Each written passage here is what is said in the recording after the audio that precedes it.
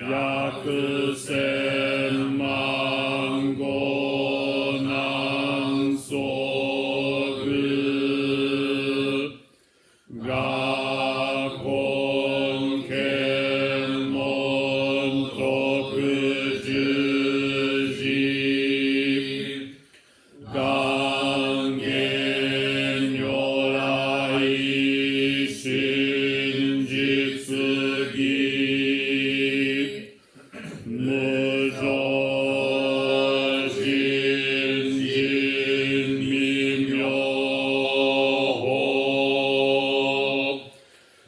百千万語南宋具我根検問徳十字願言如来真実義無常人人未明法百千万語南宋具我根検問徳十字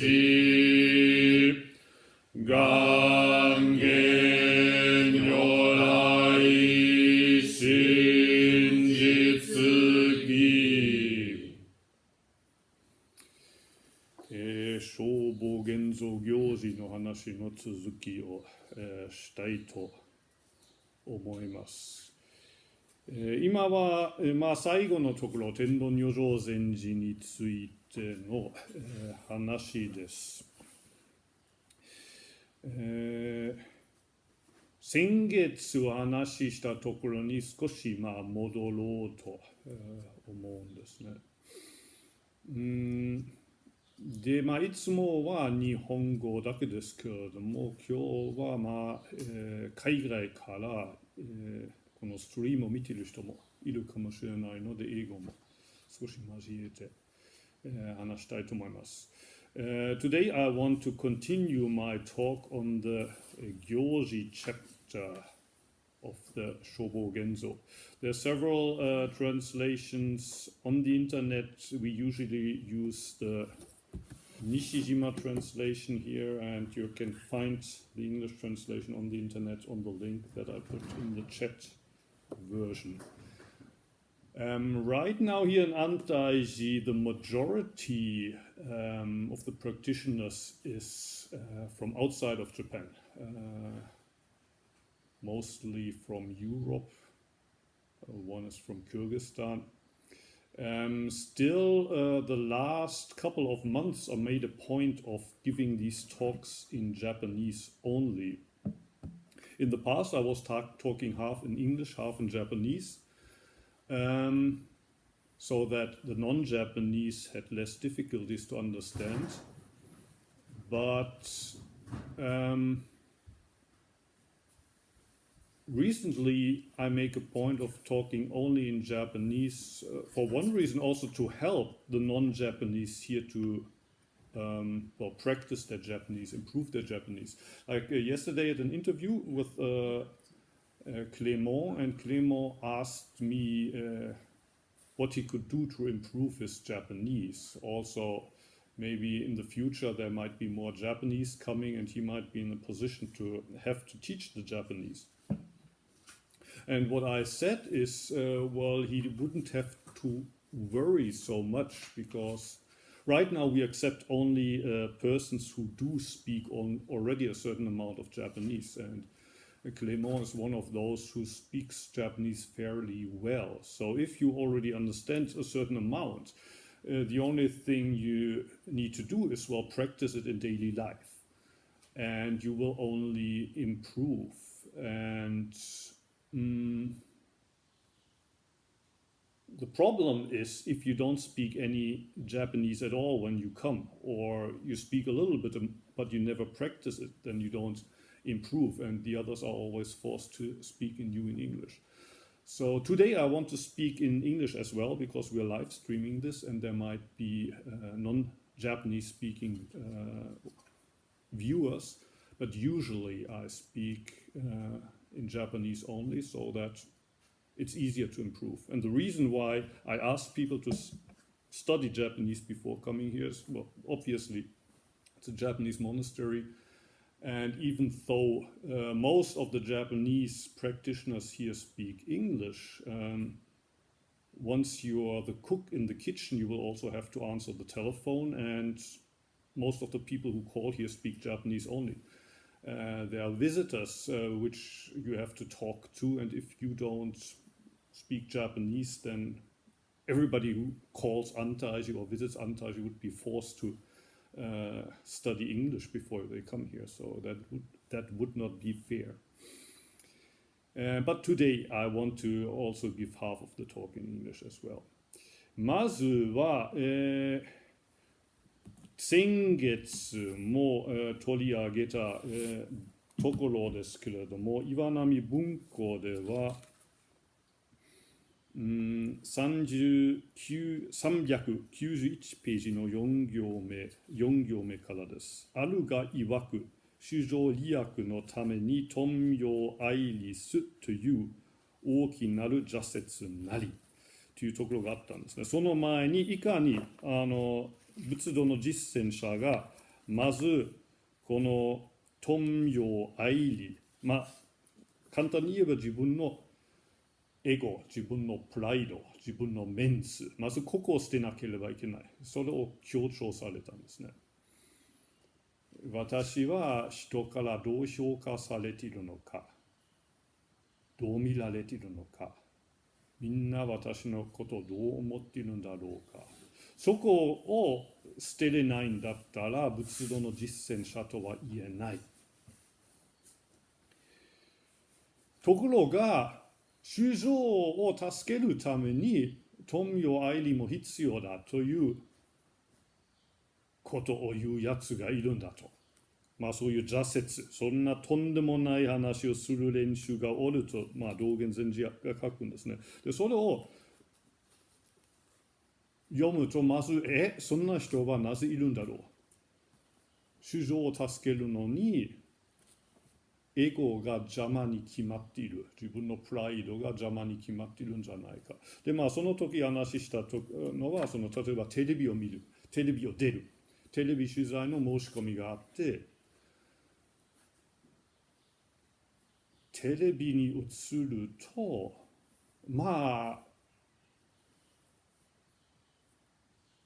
知名度が上がる。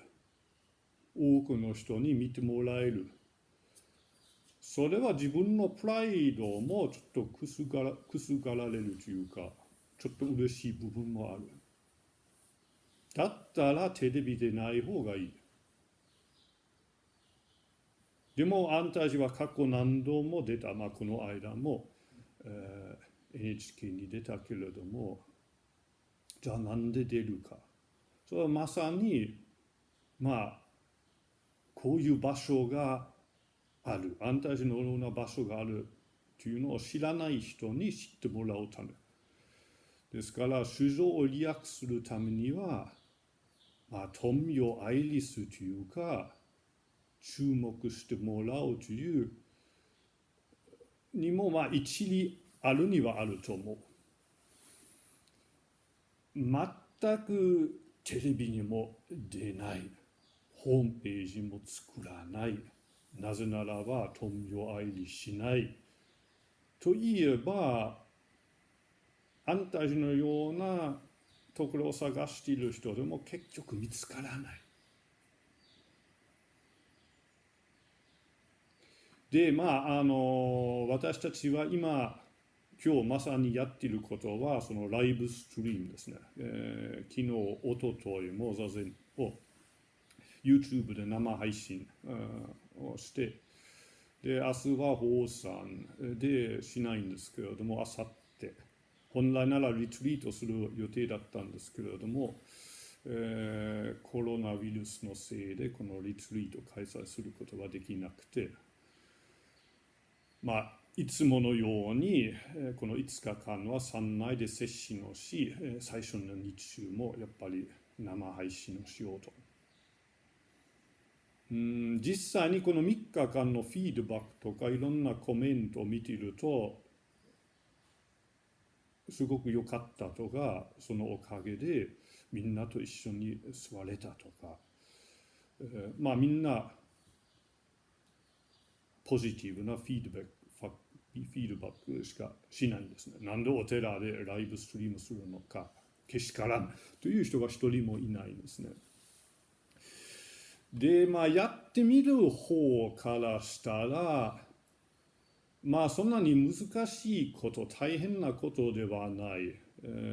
カメラをパソコンにつないで、ネットにつないで流すだけだけれども、皆さんはどうお感じになったか分かりませんけれども、やっぱり少し、気が散ってしまうというか、まず、座禅の前にセットしなければいけないし、座禅が始まってても、ちゃんと動いているんだろうか、つながっているんだろうか、ちゃんとストリームされているのかどうか、実際に途中で途切れたことも何回もあった。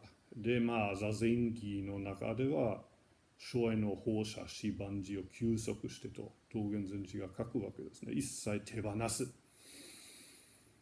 一切手放すつもりで座禅しているのに、ちゃんと動いているんだろうか、みんなちゃんと見えているんだろうかと。気になってしょうがないとまではいかないけれども、やっぱりこれからも5月のセッション終わった後からでもずっとやろうということにはちょっとならないですね。で、そのストリーム、今のまさにこのストリームもそうですけれども、見てくださっている人は、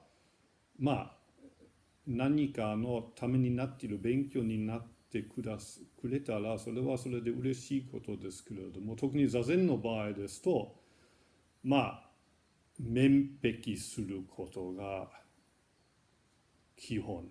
面壁して、それこそ生への放射し、万事を休息してただ座る。おそらく昔から、例えばこの座禅とはどういうものかと聞かれると、自分の中のテレビを消す。いつもこの頭の中でテレビを見ているような状態。いつも、あるいは実際に家、仕事から帰っているとテレビを見ている。2時間も3時間も、ぼんやりとテレビを見て過ごしている人も多いだろうけれども、じゃあ座禅は何かというと、そのテレビを消すこと。物理的にそこにあるテレビもそうだし、この内側のテレビもそうだと。で、どうなるかというと、自分がそれまで忘れてたテレビ以外の今ここに初めて気づく。ずっとテレビの中に自分の魂が吸い込まれておったけれども、テレビを消した瞬間に、なんだそこに鳥が鳴いているじゃないか。あるいはお腹空いたとか、喉乾いたとか、そういうことに気づくかもしれないけれども、そういうことすら忘れて、ずっとテレビ、内山老師は頭というけれども、この頭に吸い込まれて過ごしていったと。で、この時代だとテレビというよりもスマホとかパソコンにいつも使われて過ごしている人も多い。だから座禅とは何かというと、パソコンのスイッチを切る。スマホを手放す。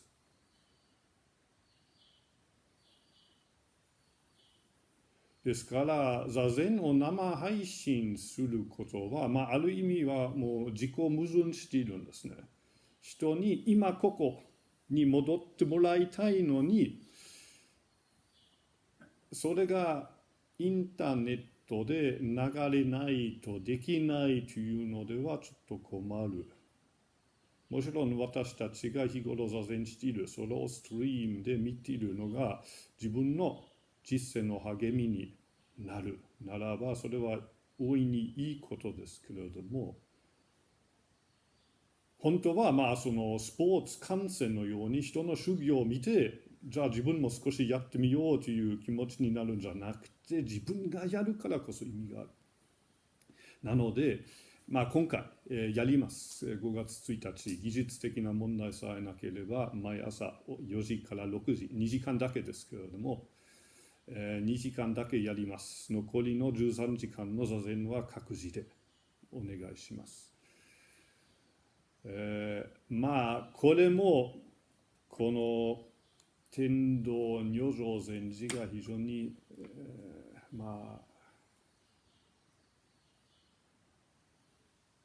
敏感に感じておられたんであろう、プライドの問題に関連していると思いますね。こちらの問題としては、流すのは面倒いとかそれだけじゃなくて、やはり気になる。何人ぐらい見ている？例えば今ちょうど27人が見ているけれども、その数値が上がったり下がったり、途中でそのいいねマークが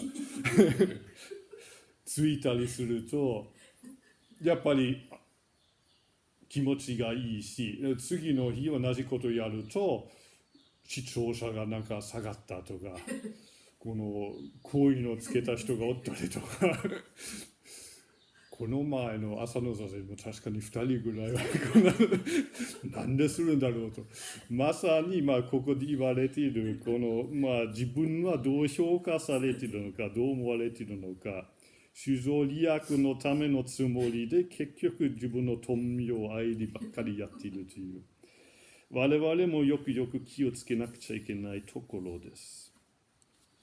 First I want to talk about a part of this last section in the Gyoji chapter, which I already talked about last month. In this translation here, there is in brackets, there's 254 paragraph that starts my late master Tendo was from the Etsu area. This 254, and I want to talk about a sentence that's in the middle of this paragraph. Starts with, but no Buddhist patriarch has ever failed to abandon them, or maybe the sentence before I start. Even among human beings and gods, abandonment of fame and gain is considered unusual. So the point is making here that it's most important to abandon fame and gain, but it's difficult, even for human beings and gods. It's all about their pride, their ego, how others see them, how others think about them. But no Buddhist patriarch has ever failed to abandon them. So if you want to practice Buddhism, you first need to let go of the idea how others judge me. Some have said that greed for fame and love of profit can work to the benefit of living beings, but their argument is grossly mistaken. They are non-Buddhists attaching themselves to the Buddha Dharma. They are a band of demons who malign the right Dharma. If what they say is true, does it mean that the Buddhist patriarchs, having no greed for fame and profit, are of no benefit to living beings? That is laughable, laughable. There are people other than Buddhist patriarchs also who benefit the living without greed. Is it not so? Those who do not study such limitlessly many instances of benefiting the living, and who describe as benefiting the living what does not benefit the living, I say again, they may be demons. So, time and again, Dogen is making the point that you have to let go of your pride. But interestingly, he's mentioning that there's some Buddhist practitioners who say that, well, in order to help suffering beings, it's necessary to care about fame and gain. And that sounds absurd. And that's what Dogen Zenji is saying here. That's absurd. They are demons. And last month I talked about, so what if, for example, a television company comes to Antaji and says, we would like to do a program about you. We would like to feature you in the news. Actually, well, they came last month and was broadcast only a couple of days ago. In the past, have been several times where people said we should refuse that offer because, I mean, we're not practicing here for the camera. We don't practice here so that it's broadcast and a lot of people can see us. But usually during the time when I was the abbot, but also during the time of my teacher, we let TV crews in, and sometimes also the programs that they made were really stupid, kind of. So more often than not, we were later regretting that we accepted the offer. But then, especially for some reason, with the most stupid programs, people then later arrived here, and some of them actually stayed. Some of them who saw us just on TV, some strange variety show, and they saw that. And those were people who probably had never had Buddhism on their mind, and they had never an idea to maybe Google for training monastery. They saw that on TV, and they said, oh, that might be worth checking out. So my point of view was always that, well, even if it's a kind of stupid program, well, let's just try it in the hope that maybe one person who has the aspiration to practice Buddhism maybe sees it. Somebody who otherwise would never have a connection to Buddhism. And what we're doing right now here is we're streaming this Dharma talk. And the last 3 days we've been streaming Zazen as well. And the feedback has been overwhelmingly positive. So people said, thank you for doing that. And thanks to this live stream, I was able to sit with you for 2 hours in the morning. And I've heard from nobody who said, well, you're a Zen temple, you shouldn't be live on YouTube. Rather the opposite. There were some people who said, well, you should continue with this forever. And well, we plan to do it also during the May session from the 1st to the 5th, the first 2 hours in the morning only. Of course, in theory, we could also do it the whole day. And if people like it, in theory, we could also put a camera in the kitchen who's always filming what the Tenzo does. And we could try to install cameras that also show what we do when we're working in the hatake and in the rice field. And people might be then inspired to see the Antaiji Tenzo working in the kitchen. And for those who maybe want to also cook the same stuff, we could put a link to the recipe. And people who want to could also cook while they watch the Antaiji Tenzo.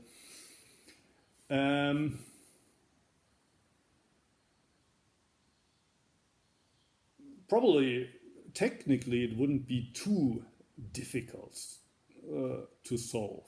I mean, we had a little trouble streaming during Zazen the last couple of days, but the technical problems can be solved. But actually doing that, well, to be honest, after 3 days, I'm just a little bit tired already. Not super tired, but just a little bit tired because During Zazen, in the Fukan Zazen, the Dogen Zenji says, Shoen o Hoshashi Banji o Kyusokushite. That means to let go of all entanglements, to let the 10,000 matters come to a rest. So you let go of everything. If you're in charge of the chicken and you hear there's some crazy noise, then of course that's difficult. Or when I came first to Antaji, there was a goat, I was in charge of the goat, and if she started to do her meh thing in the middle of the day during session, then you can't let go of that, especially while you're responsible here. So you have to somehow sneak out during Kinhin and see what has happened to the goat. Is she okay? Usually she got caught up in her strings, in a rope, and then you have to free her again. So at Antaji also, if you got a responsibility, you also need to be willing to sometimes, well, take that responsibility even during Zazen. If there's parcel service coming and somebody has to go out. If you're the cook, then usually you're the one who will go out. But you try to get it to a minimum. That's why we eat only 2 times a day instead of 3 times a day. We don't have a bath. We don't have showers. We don't clean the daily cleaning routine. So it's a little bit funny that you would, before Zazen, when you try to let go of everything, put up the camera, make sure that it's connected to the computer, and that the computer is connected to the Wi-Fi, and the Wi-Fi is working, the stream is working. And you have to check then during Kinhin, is it still working? Is there still people watching? And also, if you're on the watching end,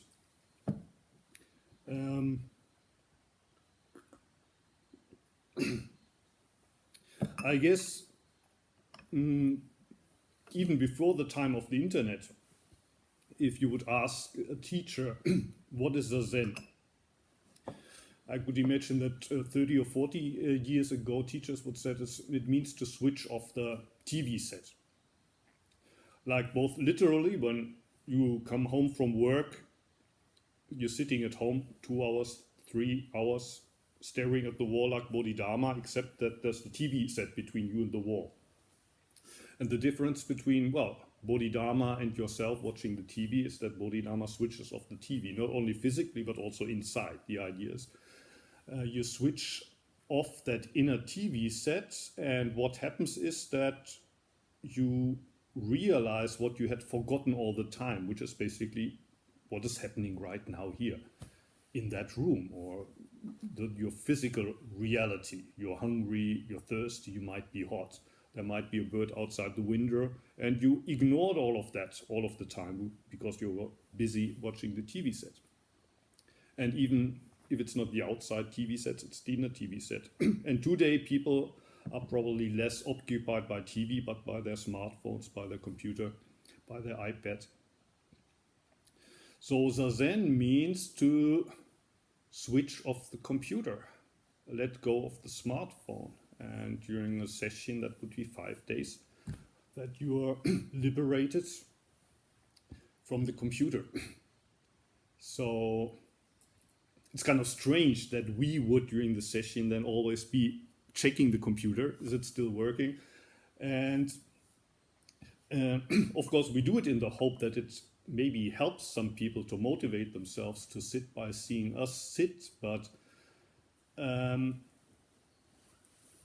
the final goal should be that, well, everyone sits without the need of this, for example, help from the live stream.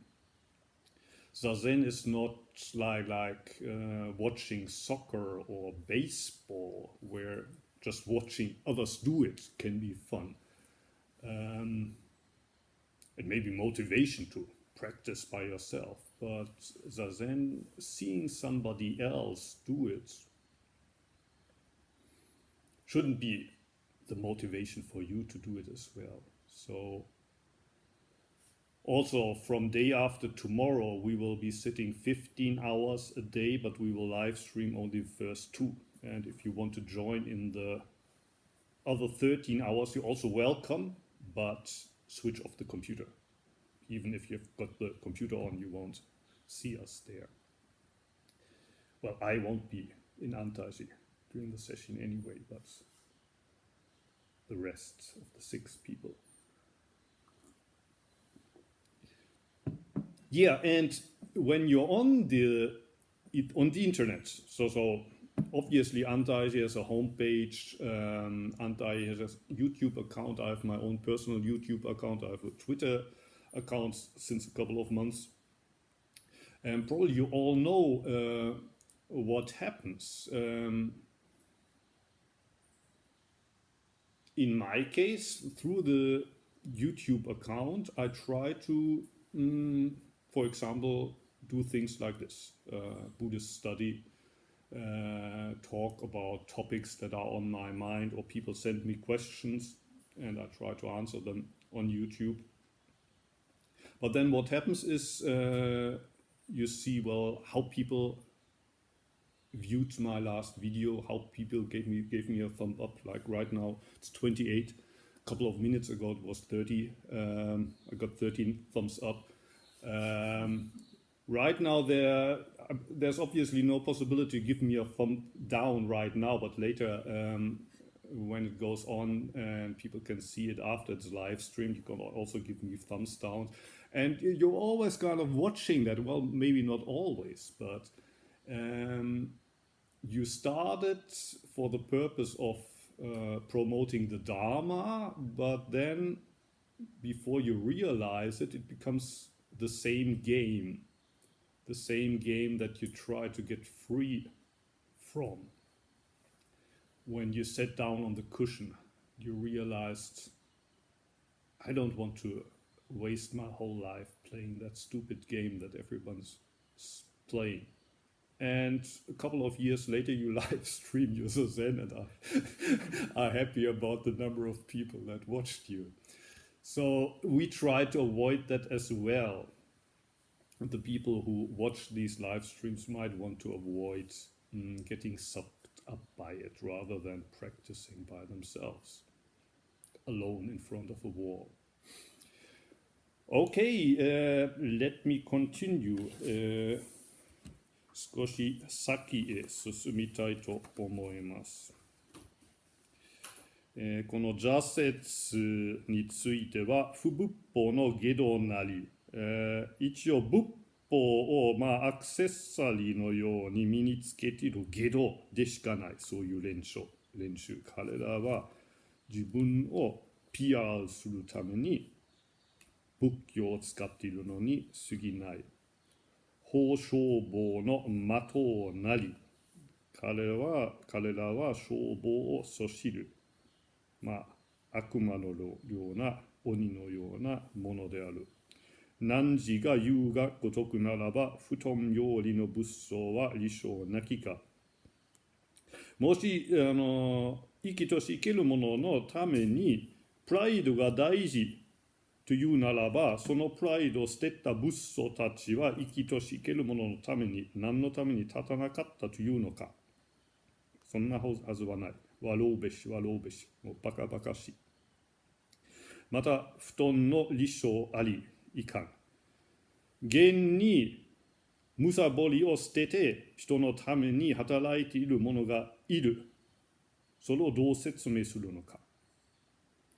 また、底幕の利生あることを学せず、利生にあらざるを利生と称ずる。丸いなるべし。こうして自分のプライドを捨てて人のために世のために生きとし生ける者のために働いているのを学ばないで、そもそも利生、生きとし生ける者の役に立つそのありようを、学ばないで、そうでないものをそうであるかのように言う。利生ではないのにまるで利生であるかのように言う。これは丸いなるべしと。丸い丸いというのは要するに悪魔の類である。なんじに利益せられん、なんじに利益せられん衆生は堕獄の種類なるべし。こういう人たちに説教されたりしたせいで逆に地獄に落ちてしまう人もいるんだろう。一生のくらきことを悲しむべし、愚蒙を利生に称ずることなかれ。憐れむべきであるこういうボンクラの存在、こういうボンクラを利生、生きとし生ける者を助ける者と称ずべきではない。しかあれば師号を恩賜すとも上表辞謝する。これは先月出てきた、天道如上禅師はその当時の中国の皇帝から師号と、紫の袈裟だったか、送られたけれども、申し訳ないけれどもそれを受け取ることはできませんと丁寧に断った。恩賜すとも上表辞謝する。古来の勝躅なり晩学の参学なるべし。こういう見本からこそ見習うべきである。目の当たり先師を見る。これ人に追うなり。この天道如上にお目にかかって初めて、本物の人に会ったんだと。これ人に追うなりというのは2つの読み方があって、この人こそ本物だったというと、それでも天道如上だって本当は人間だったという読み方をする人もいる。I continue from here. They may be demons. Living beings benefited by them might be beings destined to fall into hell. They should lament that they have spent their whole life in darkness. They should never claim that their stupidity benefits the living. Thus, though the master's title was the emperor's benevolent gift, writing a letter to decline it is an excellent example from the eternal past, and it may be research for students of later ages. In this sentence, Dogen Zenji is referring to his teacher Tendo Nyojo. And in the section before, he said that at one time the Chinese emperor decided to present a special title and I think a purple robe to Tendo Nyojo, but Tendo Nyojo refused to accept this gift. And, well, that is the example we have to learn from, Dogen Zenji says. I met the late master in person. It was to meet a human being. It was to meet a human being. It seems that the interpretations on this sentence somehow diverge. Some people say that even though all of this can be said, Tendo Nyojo, after all, was still only a human being. Or, on the other hand, that Dogen Zenji, and I think in this context that makes more sense, is saying, well, this is the true meaning of a human being. This is what it means to be a true human being. So Dogen Zenji says that he was fortunate to meet a true human being in Tendo Nyojo. From the age of 19, when my late master left his home district to go in search of teachers, he had striven in pursuit of the truth to the age of 65, without regressing and without straying at all. He did not get close to emperors, and he was not seen by emperors. He was not on intimate terms with ministers, and he was not on intimate terms with officials. Not only did he decline the purple robe and the master's title, but also his whole life through he never wore a kasaya of patterned cloth, for formal preaching in the Dharma hall or for accepting entry into the master's room, he always wore a black kasaya and black monk's robes. He instructed the monks as follows. In practicing Zazen and learning the truth, the most important thing is to have the will to the truth. In Japanese, that would be Bodaishin. So you need Hotsu Bodaishin. It is the starting point of learning the truth. For 200 years now, the truth of the ancestral master has been falling into disuse. It is lamentable. Needless to say, then, that skin bags who have expressed the truth in even a single phrase are few and far between. ここも先月はもう取り上げたと思いますけれども、先時は19歳より離郷尋師、弁道功夫すること、65歳にいたりてなほ不退不転なり、19歳からもう国境を離れて、修行に入って、65歳までは後に引くことなくずっと前へと進んで修行に励んでいたと。不退不転なり、誰の言葉だったんですか。有名な話があるけれども、まっすぐ進む、仏道をまっすぐ進むという話になって、でも道が右行ったり左行ったり、こういうぐるぐる道をどうしたら進めばよいかと聞かれて、師匠が曲がりながら進めと、曲がりながらまっすぐ進むという話、誰の話だったかわからないけども、よくあちらこちらで聞く。不退不転とはそういうありを、滑って転んで登る富士の山という、沢木老師の詩もあるけれども、滑らない、転ばないというわけではない。滑ったり転んだり、それでも富士の山を登る。曲がりながら進む。65歳になっても不退不転なり、帝者に親近せず、帝者に見えず、権力に近づくことなく、そういうお偉いさんに会うこともしなかった丞相と親近ならず、官員と親近ならず、そういう、人たちと親しくしなかった。師号を表示するのみにあらず、一生まだらなる袈裟を達せず、世の常に浄土日質皆黒き袈裟トスを用いる。この紫色の衣や師号を、断っただけではなく、ずっと一生の間黒い袈裟だけを身につけたと書いてあるんですね。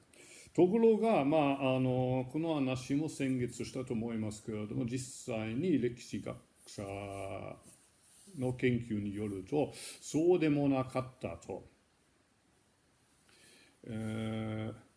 後で地元の有力者に自分の父親の法要に呼ばれたという話も出てくるけれども、それなりのコネもあったらしい。そうでなければ紀伊徳寺というような大きなお寺にそもそも住職になることはできなかったはず。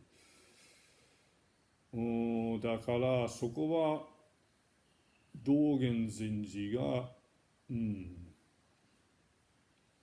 あえて自分の師匠のいいところを見て、悪いところはあえて見ようとしなかったかもしれない。あるいは後で金山の孔仏性禅師でしたか、この後に続く話ですけれども、当時の中国に五山、一番力のある、5つのお寺があったんですけれども、その一つがこの金山というところだったんですね。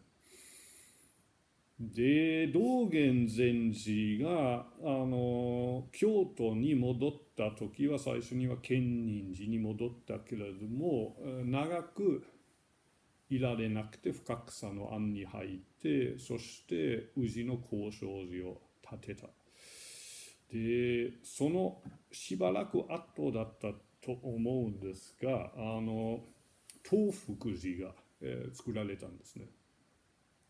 東福寺は今でもすごく大きなお寺ですけれども、当時は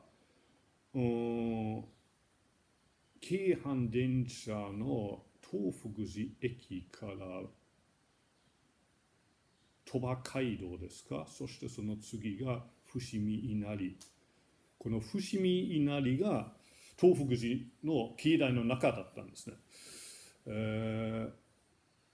すごく大きなお寺で、道元禅師は書物の中ではそんなこととか東福寺の殿字も出てこないんですけれども、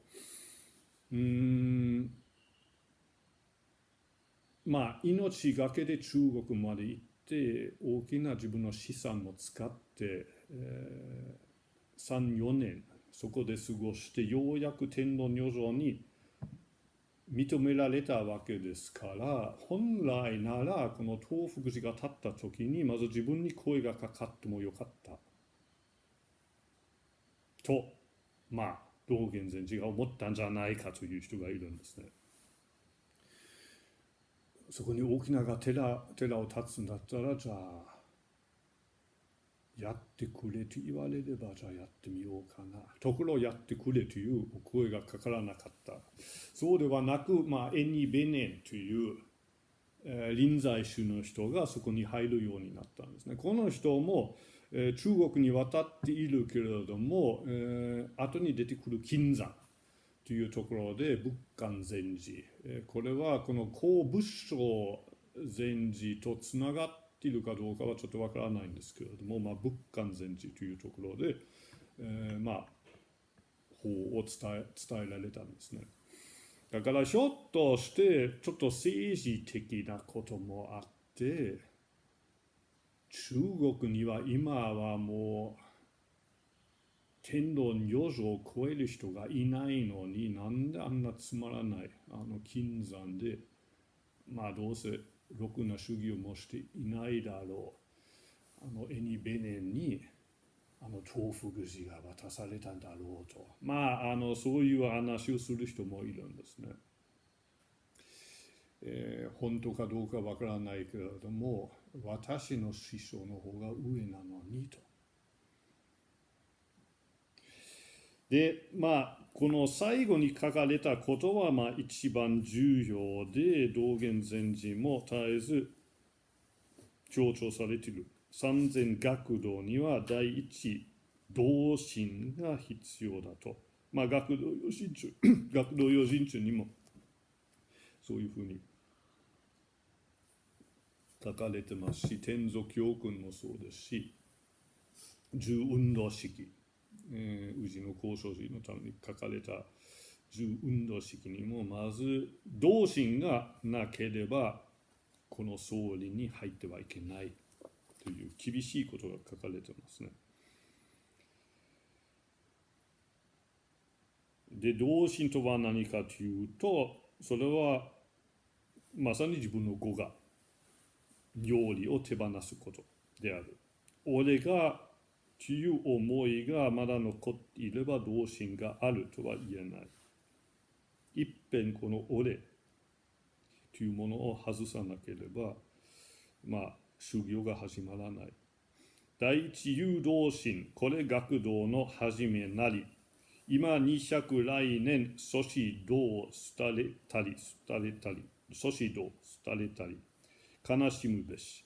この200年の間は、仏祖の道が廃れてしまったと。なんと悲しいことかな。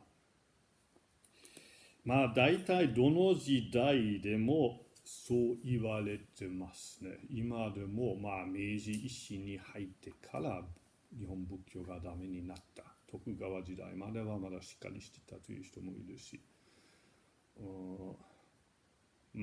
インドの時でも、どんな時でも大体、昔は良かったけれども、この100年、200年の間からはどんどん落ちてきた。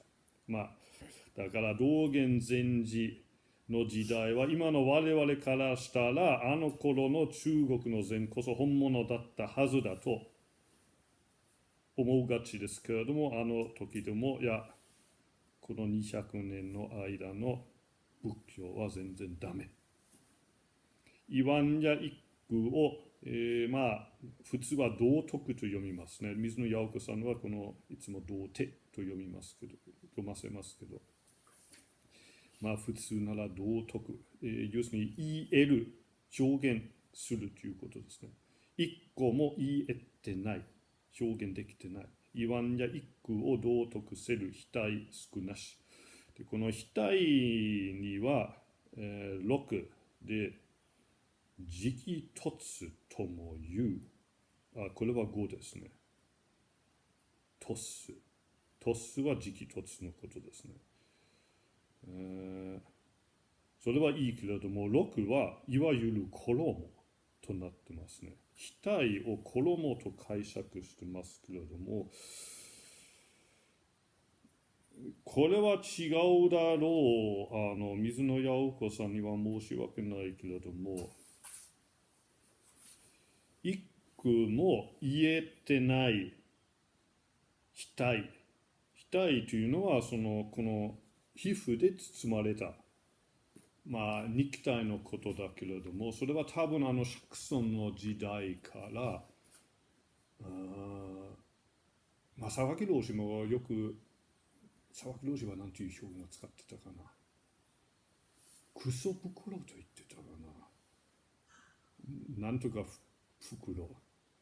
要するに釈尊もアーナンダというマナ弟子は非常に女性に人気が高くてみんなに愛されたけれども、その女性ファンに向かって釈尊はいや今生きているから綺麗に見えるけれども実は中身を見たら今ちょうどさっき食べた昼ご飯が消化されてうんこに変わりつつ腸はいっぱいうんこが詰まってたし、内臓だって安泰寺でさばいているイノシシや鹿だってそうだけども、昨日まで元気に走ってた可愛い鹿ももう皮取ったらもう臭い血が出るし内臓が出るし、人間だって全く同じ。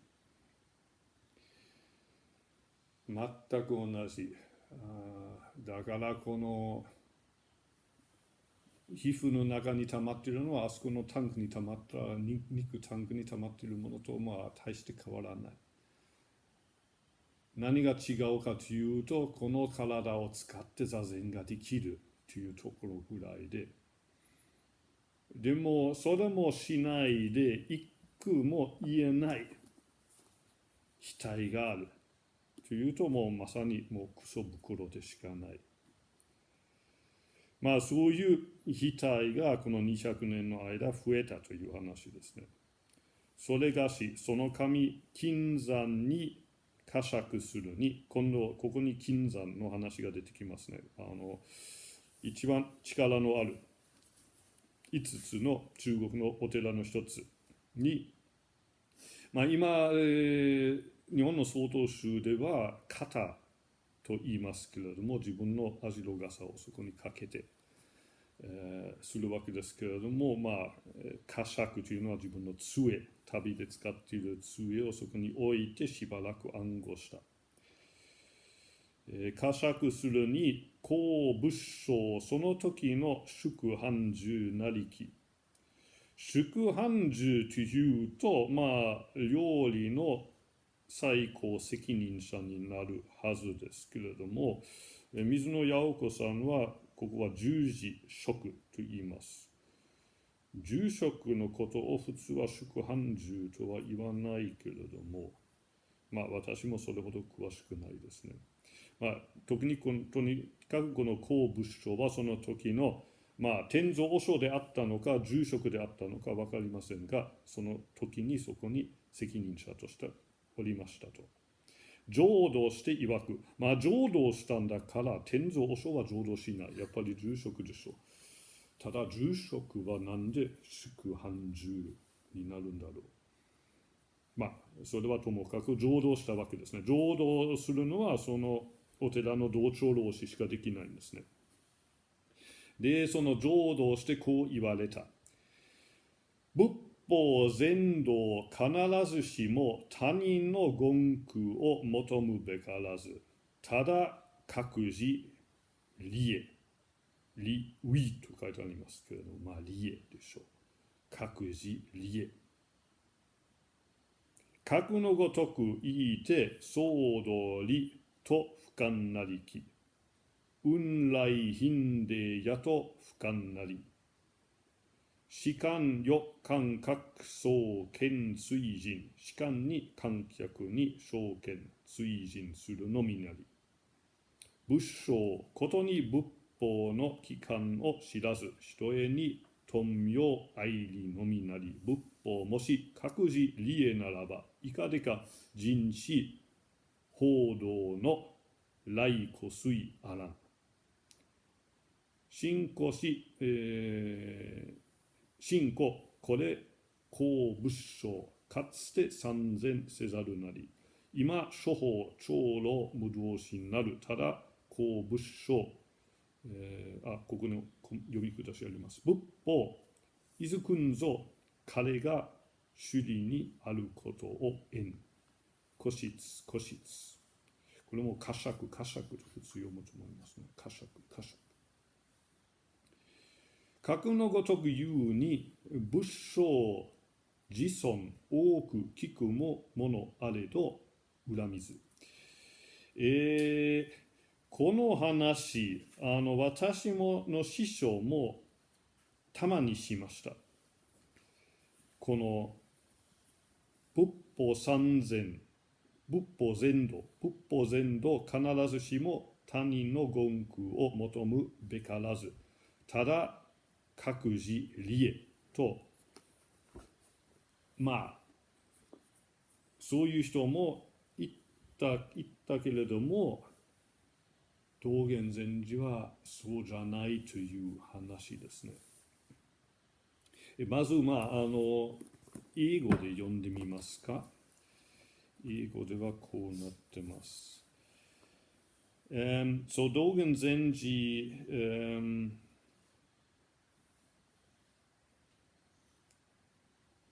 continues to quote his teacher. In practicing Zazen and learning the truth, the most important thing is to have the will to the truth. It is the starting point of learning the truth.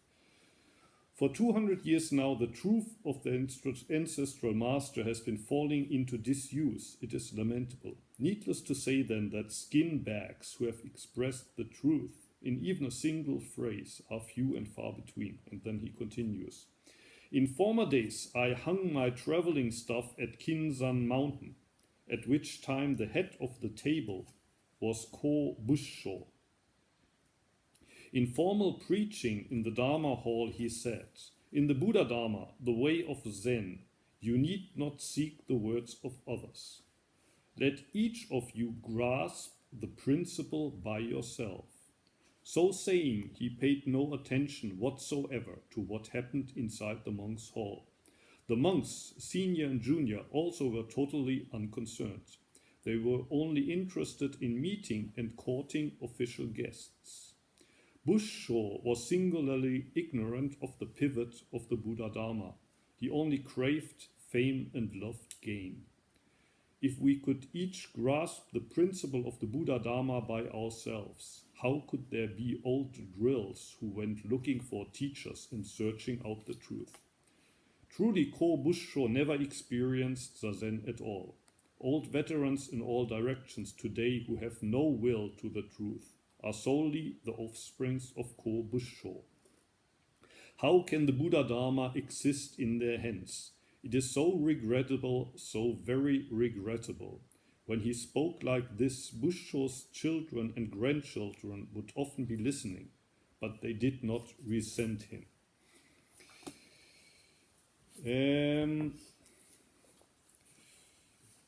この仏法全道、我々が安泰寺で実践しようとしている真実とその道、これは人に聞いてもしょうがない。まあそれこそこういうストリームを見てもらっても、後で YouTube で見てもらっても、それは所詮人の話でしかない。本の中で見つけるものではないんだと。まあ言われてみればそれはその通り。他人の言句を求むべきからず。人に尋ねたってしょうがない。仏法全道とは。じゃあどうしたらいいかというと、ただ各自利益しと。おのおのがそれを自分で追求して分かってもらうしかしょうがない。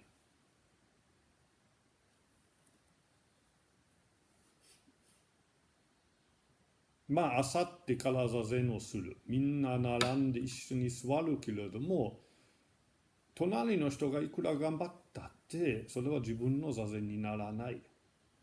ましてや座禅する代わりに、図書室行って、内山老師の本、沢木老師の本、座禅についての本をいくら読んだって、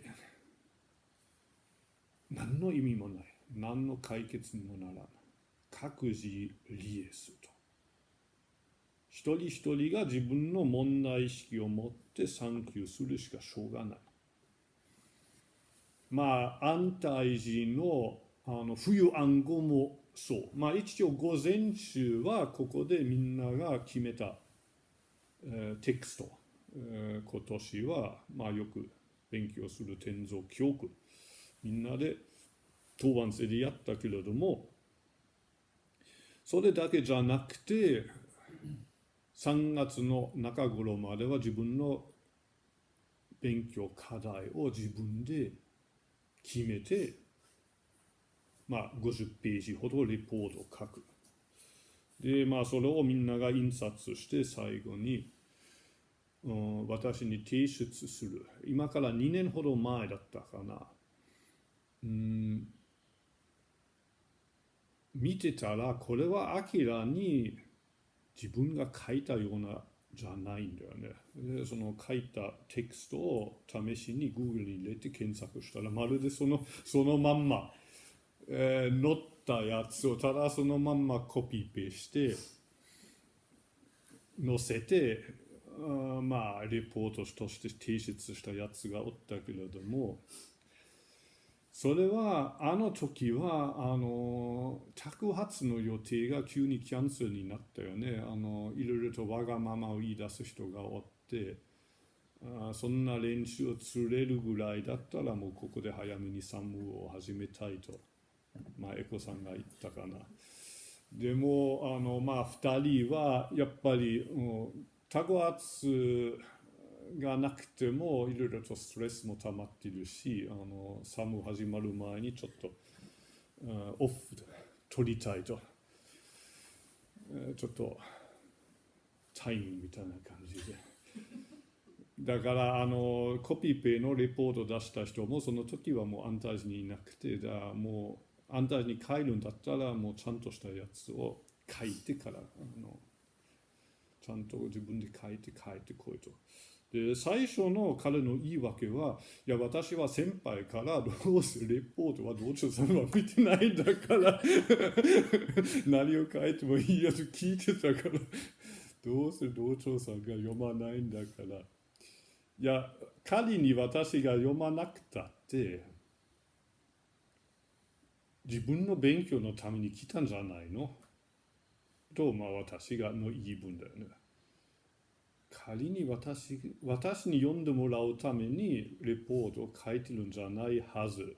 座禅だってもうこの1年間はもうほとんどここに座ってないけれども、最初はもう必ず子供が生まれた時も出産はさすがに友美を連れて一緒に立ち会いでやったけれども、子供が小学校上がるまでは必ず座禅は一緒にやったけれども、いつの間にか晩ご飯はもうちょうど中学生とかなった時は帰りも遅いし、夜座中に帰ってくるから迎えに行って晩ご飯は家族と食べることにしたから、いつの間にか私は朝の日中だけ座るようになって夜の日中座らなくなって、そしてここの雲水に聞くとやっぱり夜は気合がみんな入ってないという、同書がいないと気合が入らないと。本当かどうかわからないけど、それも変な話。別に私に見てもらうために座ってないはずけれども、違うという。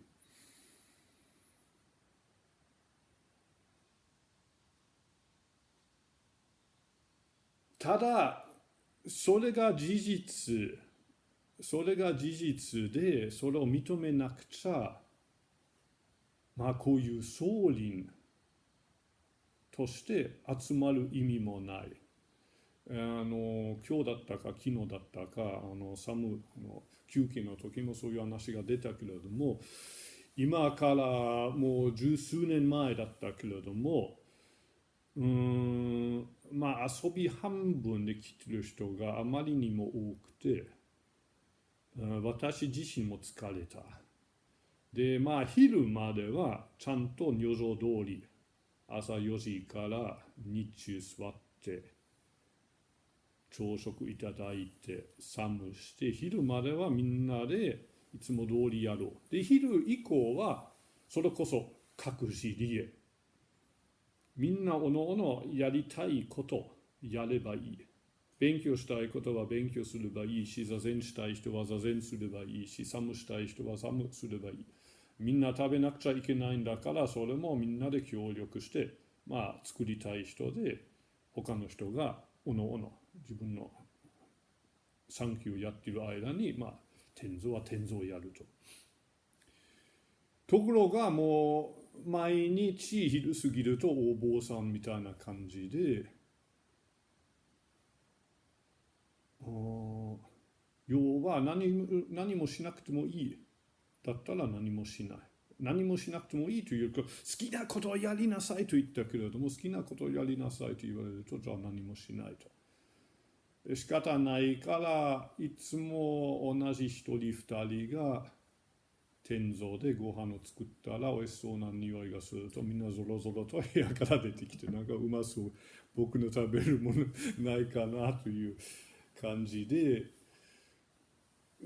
私からしたらその私がもう必ず3時までサムをやって、それまで終わらなかったら延長でもして、でも5時には薬石食べて日中の座禅をするという、私が命令するよりもみんなが自由にやった方が私も楽だし、みんなも楽だろうと思ったけれども、1ヶ月も経たないうちに、どうか道長さんお願いします。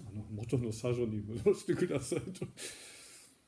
それが事実だし、冬のレポートも私が目を通さないと書く気にならないというのも事実だし、だからこの仏法は各自でやったらよいというのではやっぱりダメ。もちろん各自の問題なんだけれども、そこは師匠の見本に見習って、またその師匠に自分の姿を見てもらうためにこそ弟子入りして、先輩と後輩が切磋琢磨し合うためにはこういう場所がある。そうしないと結局それこそお坊さんどんなことしているかわからないけれどもそれこそインターネットでなんか面白そうなのがないかなと。まあ下手したら冬の暗号だってそういう時間に食われることが多い。仏法の調べ物をしようと思ってパソコンをつけたらいつの間にか何か全然違うことを見ちゃったという話はよくある。だからまあ各自の問題意識は大事なんだけれども、ほったらかしにはできない。残念ながら。それは指導者がちゃんと見る。かといって三千者雲水がまるでまあ2歳の子供3歳の子供に全部お母さんにやってもらおう、いろはを教えてもらおうという態度でも困る。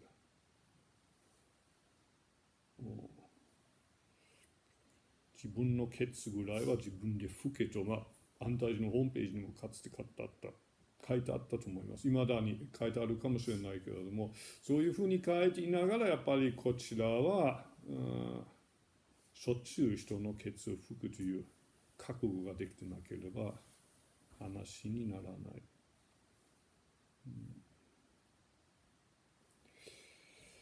So here one of the former teachers of Tendon Nyojo is quoted as saying, "In the Buddha Dharma, the way of Zen, you need not seek the words of others." That sounds pretty true. I mean, if you want to practice Zen, reading books only gets you so far. I don't know how it is now, but when you come to Antaijin, people teach you how to do the Zen. Usually it's not much. Often it's less than half an hour that you get instructions about the Zen. And if you help for more, there isn't much. But then you got, every month you got a 5-day session. You got, well, over the whole year you have about 1,800 hours of the Zen. What do you do during that time? Well, you have to find out. It's your time. It's up to you what you do during those thousands of hours that you spend sitting, facing the wall. And well, of course, there's lots of books in the library, but what you find in the books in the library also, I mean, that's what people have written, and sometimes there's a hint there. But these words cannot replace your practice.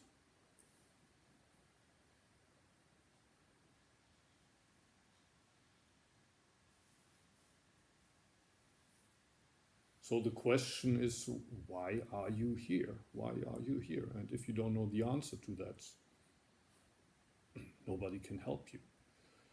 And the same with the study period in the winter. Usually we spend the mornings taking turns giving Dharma talks, but then the whole of the evening, the whole afternoon, the whole evening belongs to you. And you can study whatever you want. At the end of the winter, until the middle of March, you have to write your report.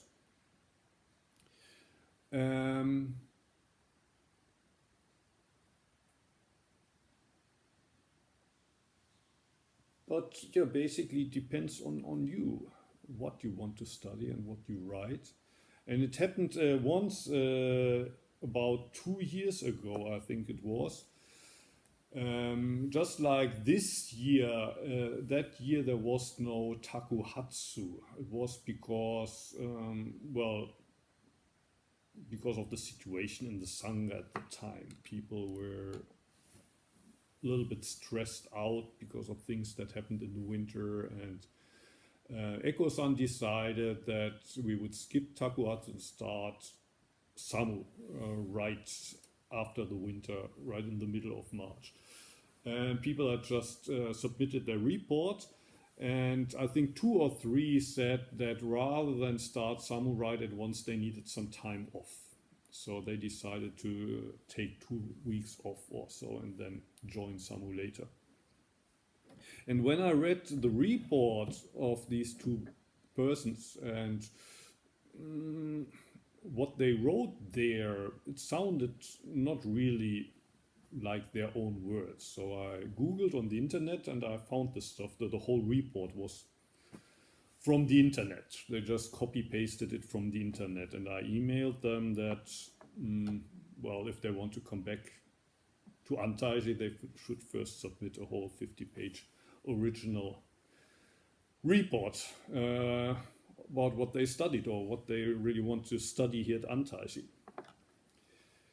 So I think what the teacher here, the Ko Busho, says, it's not so wrong.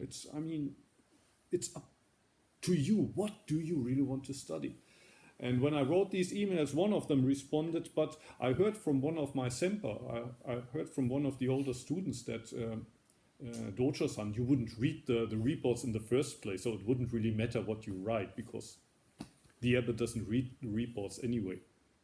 So I trusted my senpai, and now you tell me it's no good.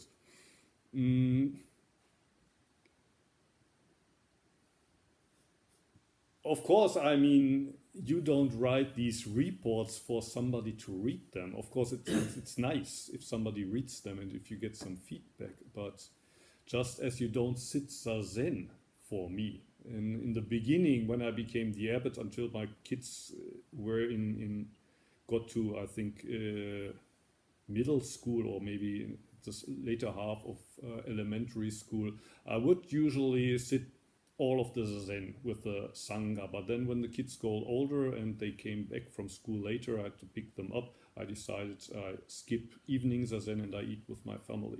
So I started to sit only the 2 hours in the morning and skip the 2 hours in the evening. And then after a while, I got this feedback from some people in the sangha that in the morning everybody's sitting straight and awake, but in the evening everybody is sleeping. And it's because you are not there.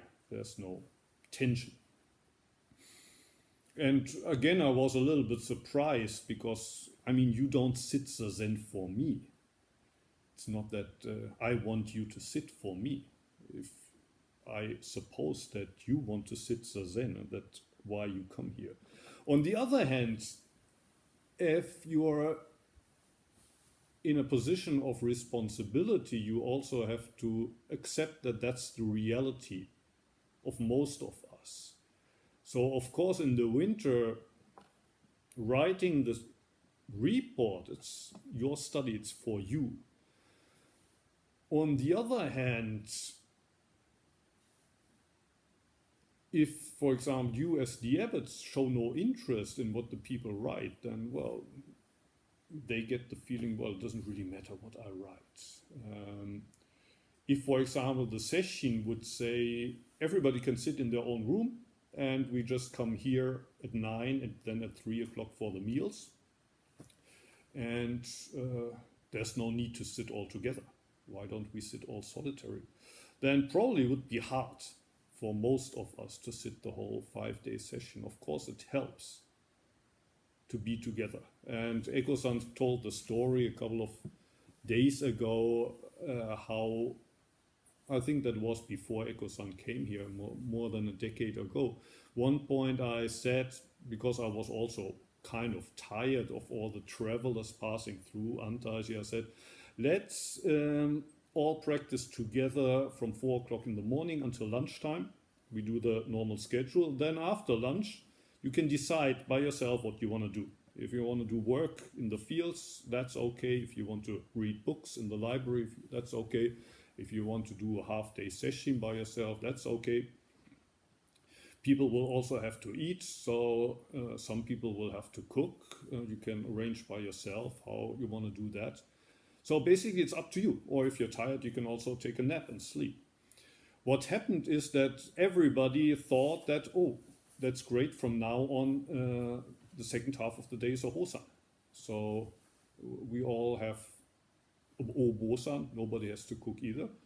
But as people were hungry, some people, usually always the same people, then ended up cooking half out of duty dinner. And when it started to smell good, the people came out of their rooms and, oh, that smells very good. Is there something for me as well? And after a month or so, people came to me and asked me, please, Dojo-san, can we switch back to the old schedule? It was much easier. So, in theory, yes, you don't need anybody to tell you to practice, and you don't need anybody who's watching the practice. You don't need any senpai or kohai either. Everybody is coming here out of their own will. So all we need to do is maybe do some takuhatsu from time to time so we can pay the bills, and apart from that, everyone can do what they want. But it doesn't work like that. Even at Antaiji, for some reason, doesn't work like that. If you say that everybody should figure out the Buddha Dharma by themselves, you end up, well, those of you who have already participated in the winter period maybe already know the temptation and know how it can happen that you open your computer to do some research into your Buddhist studies, and then you end up at looking at stuff that has nothing to do with the Dharma at all.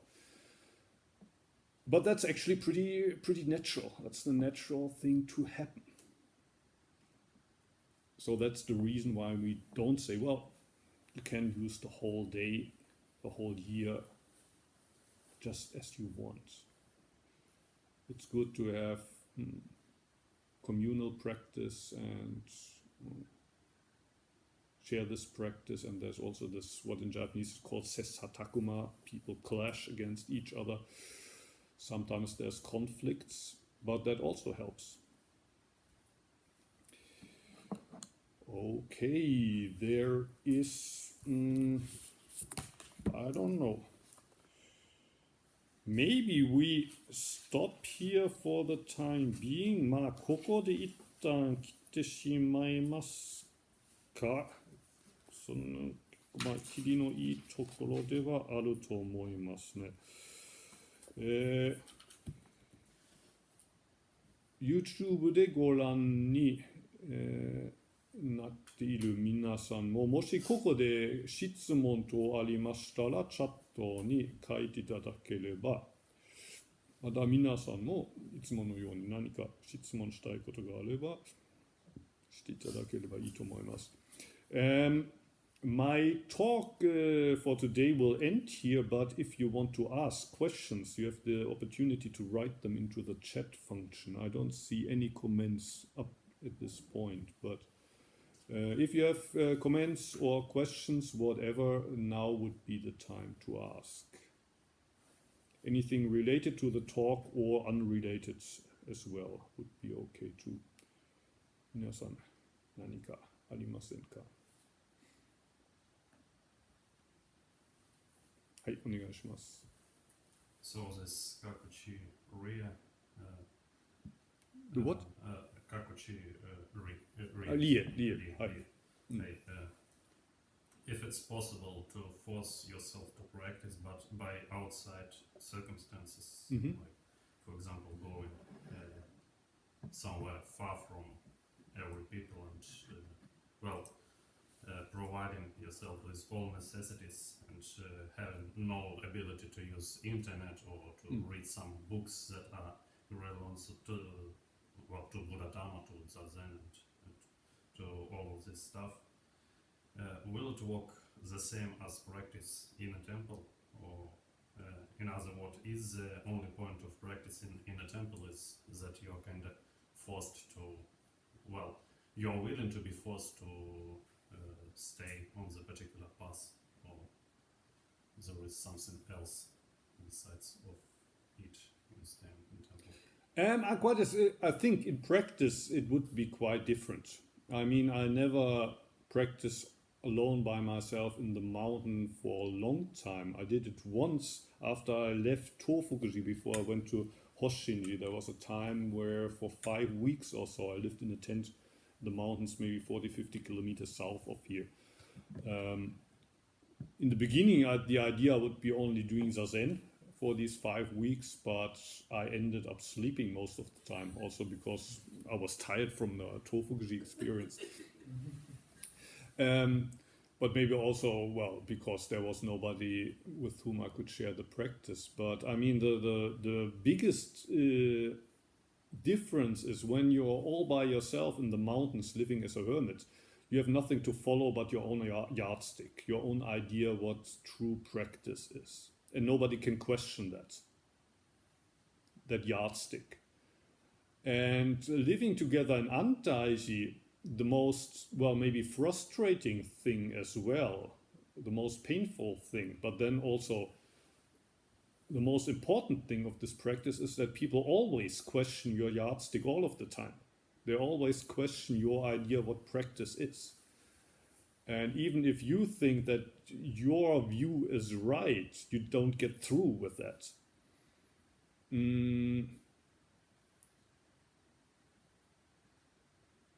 So that's kind of this Sessa Takuma, these rocks clash and there's sparks flying and it hurts, but they get round. I don't see how that would happen if you would live by yourself only in a cave. Of course, you might clash with the Inoshishi and with the Shika, but they don't question your yardstick. They only eat your food away, and there's mice and maybe bears attacking you, but fellow human beings that think in a different way and react in different ways and have different ideas about what practice is all about. They can be a pain in the ass, but having this pain in the ass, that's really important. Because otherwise you never let go of that yardstick that you carry around with you. Yeah, but on the other hand, we have all these doggens writing about Zazen is being the true form of practice, and yes. If we just follow this, then for example, I heard that Kurosawaki spent some years in doing session. So he reached, doing session by himself in some remote monastery or temple. And does it work like on particular moment a practitioner gets some kind of, not enlightenment, but some kind of result that helps him to practice by himself, or Kurosawaki did it wrong and didn't have Sessa Takuma in this 3 years, or how much? I think he was around 30 when he started that. I mean, you can find that in the book that I was looking for today, Zenni Ikido. I think he's also writing about that time. One thing that was kind of interesting about that time, I think he's writes somewhere that he did a session by himself, and then he went to the toilet, and a while later he was noticing that he was reading books in his room. So when he came back from the toilet, for some reason he went to his room and opened a book and forget completely that he was supposed to do a session. So things like that can happen. On the other hand, of course, there are times when you need the Sangha, the help of the Sangha to build up discipline, but there are also times when you can do it out of yourself. Like, for example, if at one point you become a teacher in the Sangha, then of course it's no good if you always need the support of others. And what should I do now? What should I now? You need to be grounded, you need to be rooted in the practice.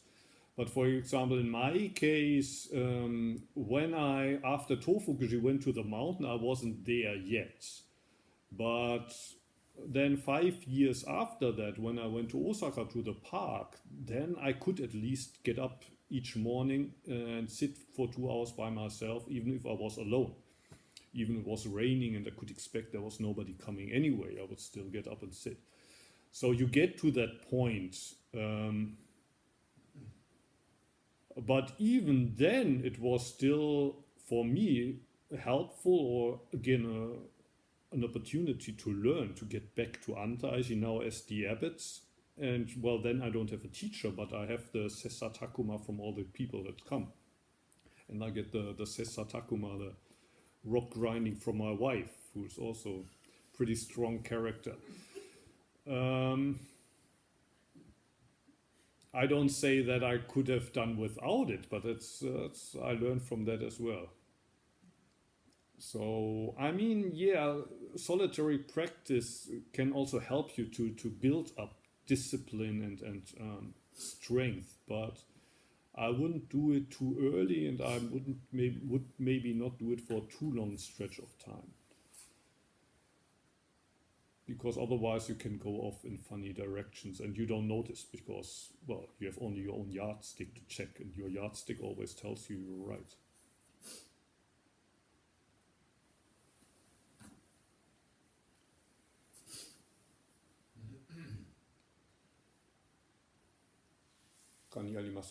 YouTube の皆さんもよかったら何でも聞いてください。If you have any questions from YouTube, please write in the chat function.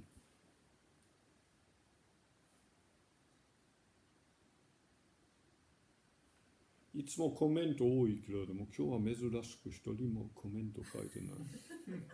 ちゃんとこのストリーム届いてる。でも27人は見てくれているはずだけれども、全く反応なし。もしコメントをオフされましたかもしれません。コメントオフ？まあ。でも自分ではコメント書ける。うん、向こうはどうかわからないけれども。私、Teilnehmer. でも participants, there's only me as a Teilnehmer. Strange. Chat. I think there's a question. There is a question? あ、これ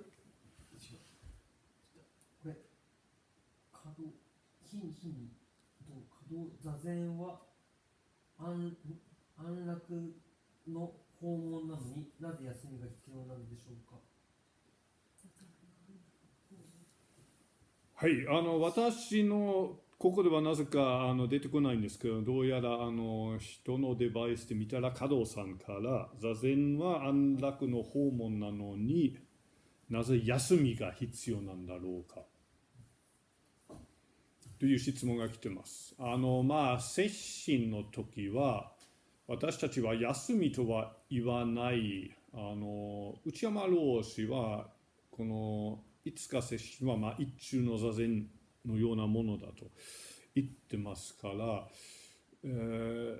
寝ていようが座っていようが歩いていようがみんな座禅の中の行為ですけれども、物理的に15時間ずっと立ち上がらないで座ったら、膝もダメになるし腰も痛くなるし、もう物理的に限界だから、1時間おきに立ち上がって、不完座禅儀にも書いてあるようにこの上力を保って、古いバージョンの不完座禅儀にはそう書いてあるけれども、上力を保って、だから休むんじゃなくてこの安楽の訪問を今度、歩きながら行ずる。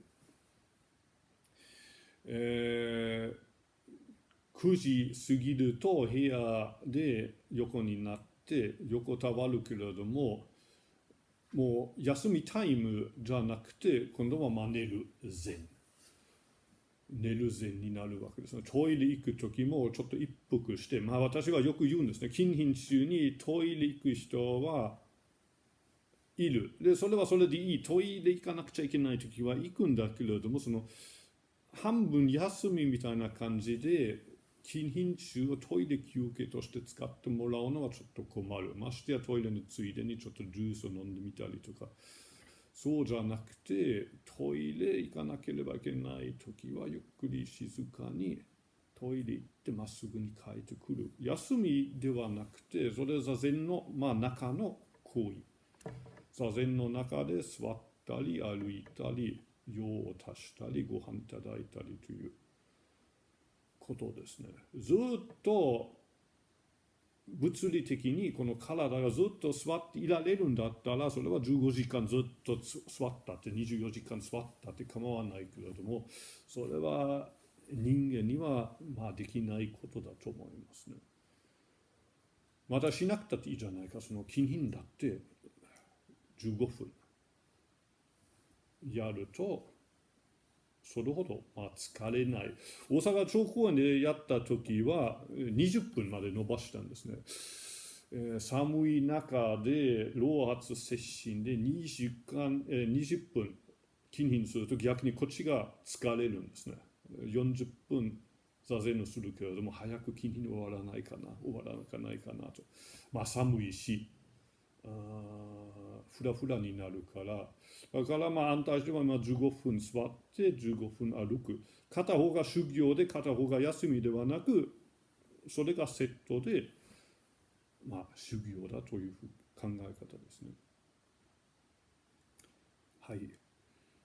加藤さんのその質問はここでは見れてませんが、他に is there any other questions? 他には質問はない。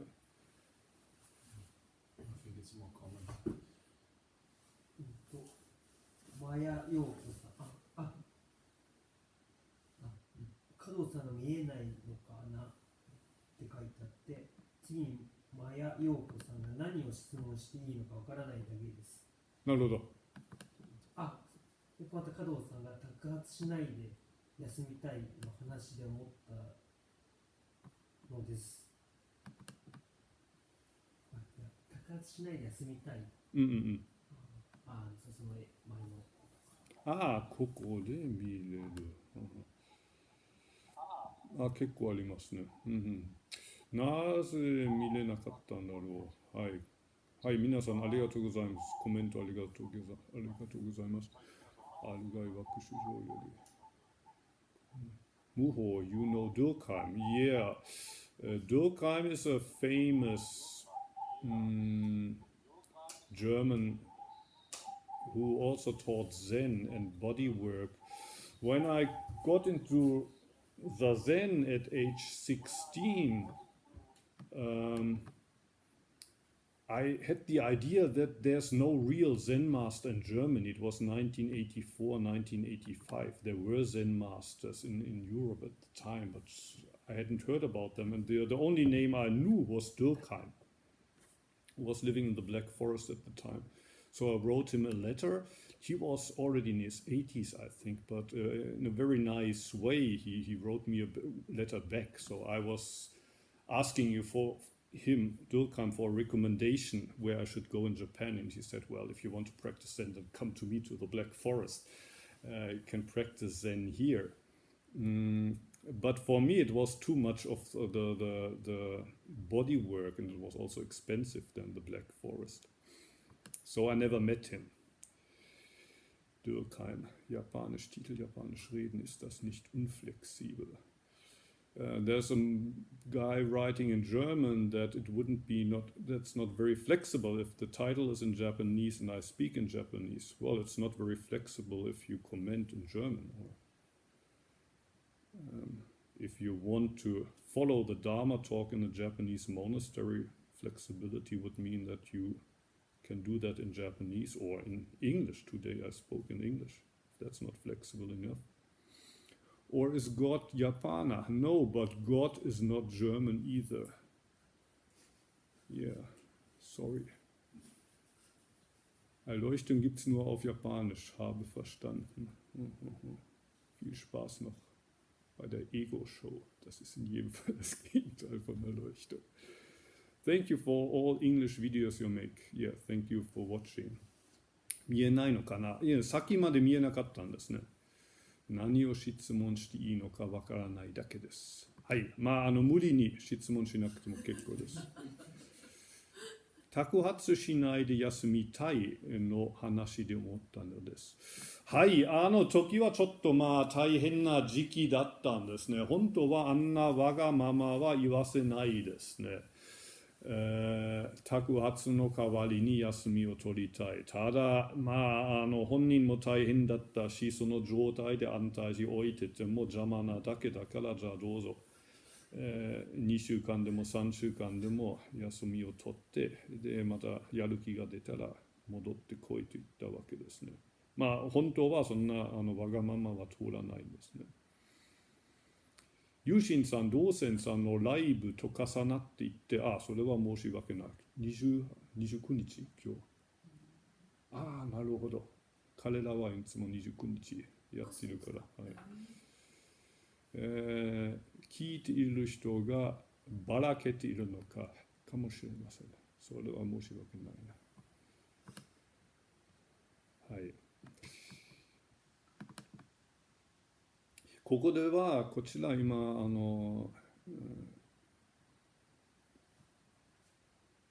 実際にこのカメラをつけている方では私のコメントしか見えてないね。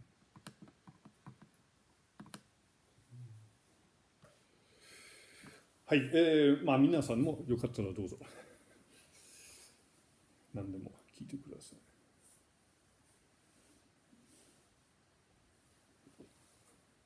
はい、お願いします。So once you said that sounds like it's good to stay in Antaji in my age, and so that's quite estimated judgment, so to speak. So the question is, well, except for those recommendations on the side of Antaji over 40 years in Japanese and all this stuff, what are good and bad circumstances to stay in Antaji, to come in Antaji? What are good and bad circumstances? Yeah, bad conditions maybe for a person who wants to come. For example, for whom would you say that he would better not to stay in Antaji?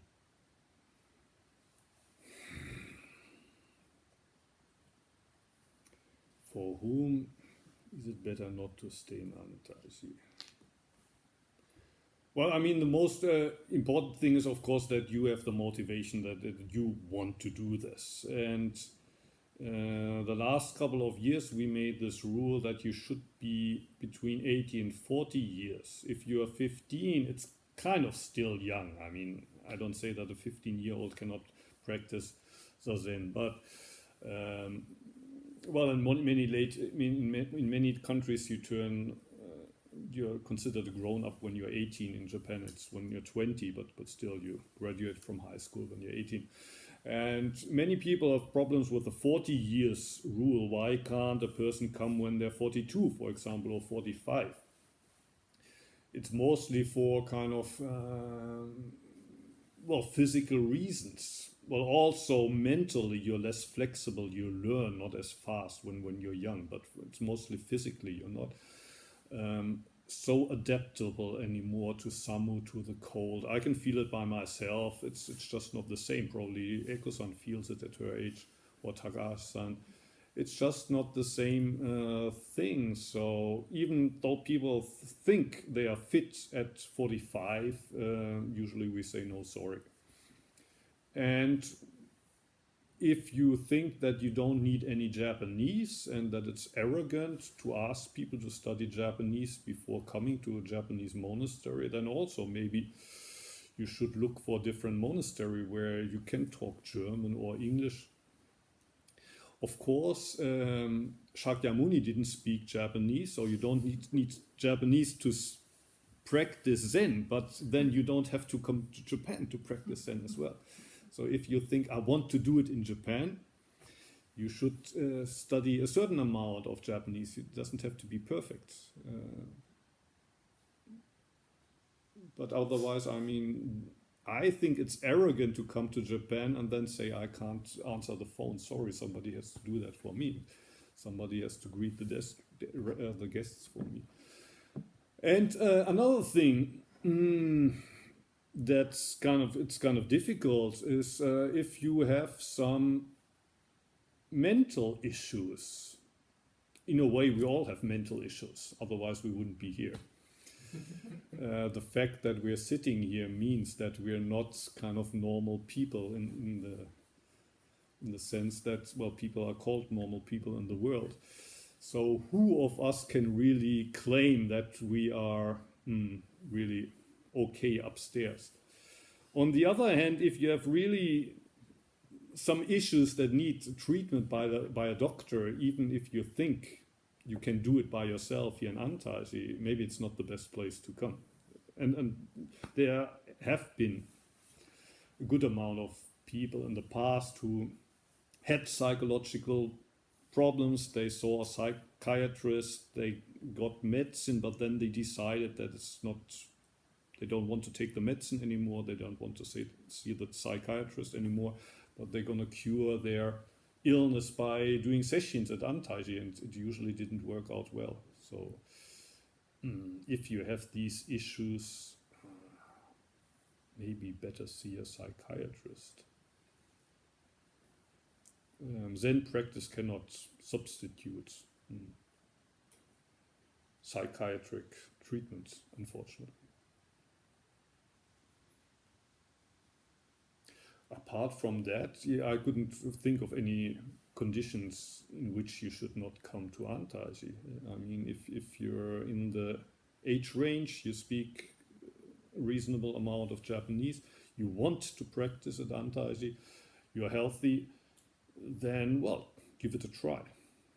Give it a try. There's still people then who decide this is not for me, or sometimes it's the Sangha who says, well, maybe it's not the right place for you. But it's worth a try, I would say.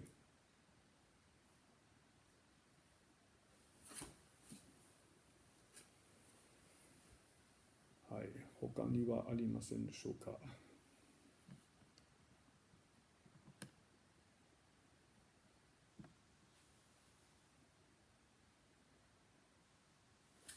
はい、お願いします。宿藩住のことですけど、はい、何かの本に書いてあったのが、その本にもなんか10時と書いてあった。書いてあったんですね。10時食のことを宿藩住って、私の天蔵教訓、私のパートにこれが出てきて、私も宿藩住は天蔵かなと思って、そういう流れにしてたら、やっぱり後々からその辻褄が合わなくなってきて、よくよく調べると、宿藩住は十字職だからお寺の責任者ってことですよね。でそれはなぜかというと、どうやらそのお寺の最高責任者が食べるものを調達する責任があるっていう意味合いで、どうも道元禅師はこの宿藩住っていうのを十字職っていうことに使っておられるらしいというのを読んだことがあるっていうことです。だからここの文言もこの宿藩住の後の、文脈からいくと、宿藩住はやっぱりそのまあ浄土、天蔵だったら浄土はしないから。しないですからね、道場さん言われたように。だからその宿藩住っていうのは寺の全体の、特に生きるのに必要な食べるものを調達する重要な役割っていう意味合いで、なんか使ってあるようなことを読んだっていう、ただお知らせです。はいはい、すいません。私の勉強不足。はい。私も、ここでも出てきたから、道元禅師は宿藩住を十字職というふうに使っておられるんだなという。なるほど。改めてちょっと。いや、発信寺に行った頃はなぜかその天蔵寮は天蔵寮ではなくて藩住寮と言われたんですね。天蔵はむしろ受付みたいな感じで、台所は全然やってなかったから、宿藩住と藩住寮が自分の中で一緒になって、でも、十字でしょうね。はい、なるほど。はい、もう一人質問者。これドイツ語での質問ですが、座禅師の痛みとどう向き合えばいいか。Here there's an English, a German question. How do I deal with pain, physical pain during Zazen?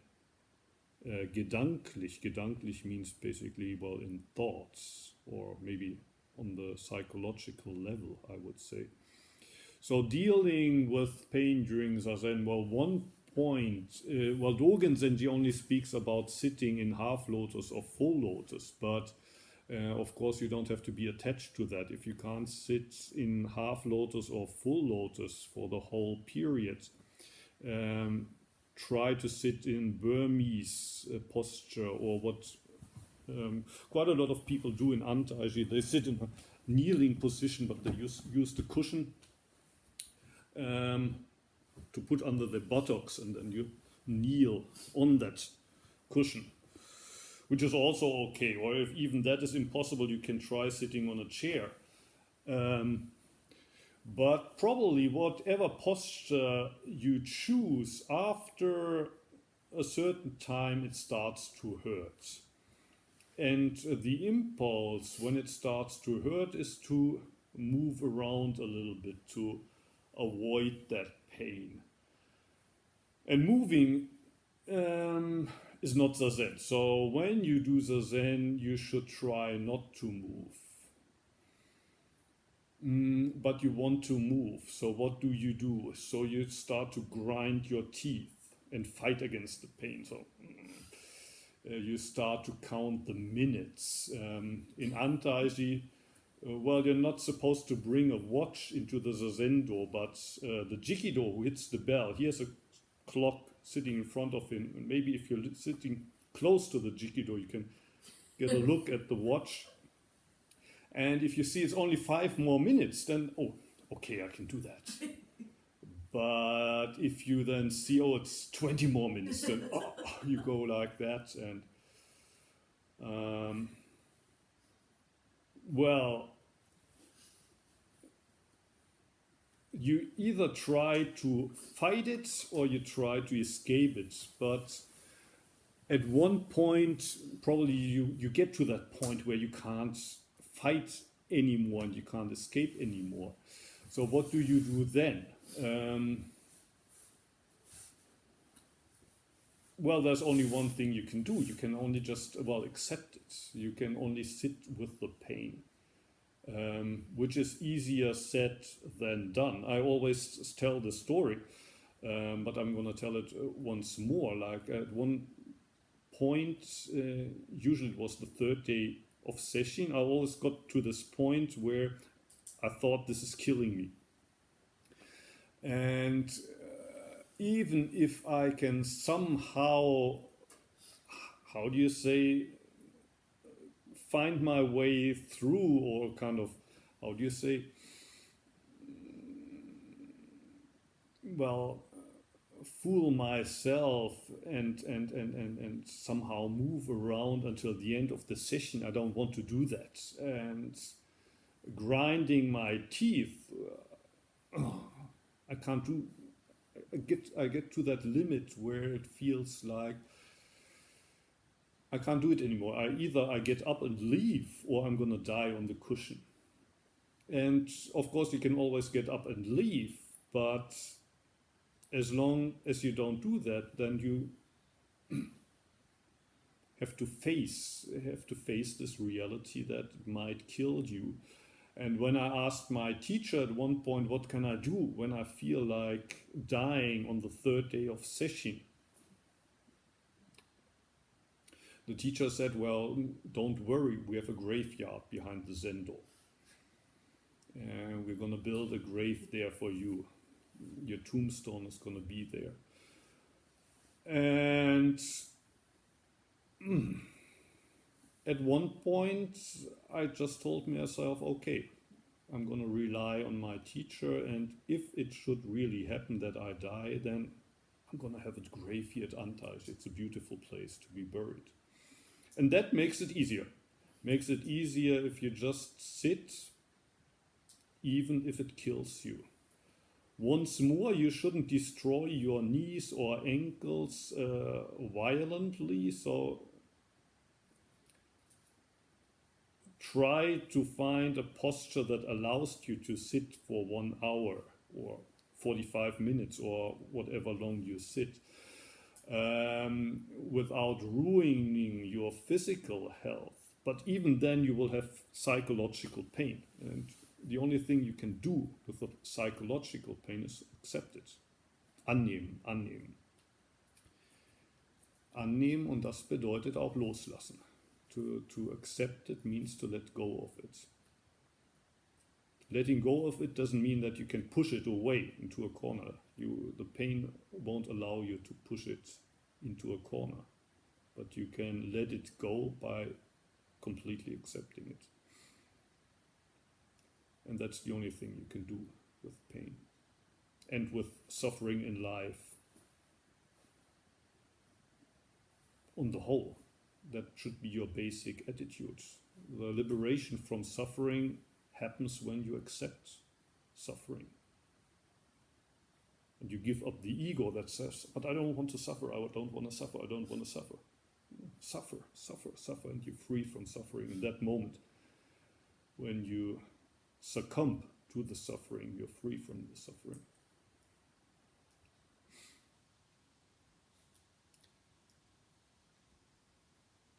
Hai. 明日放送ですから、まだ聞きたいことがあったら存分に。はい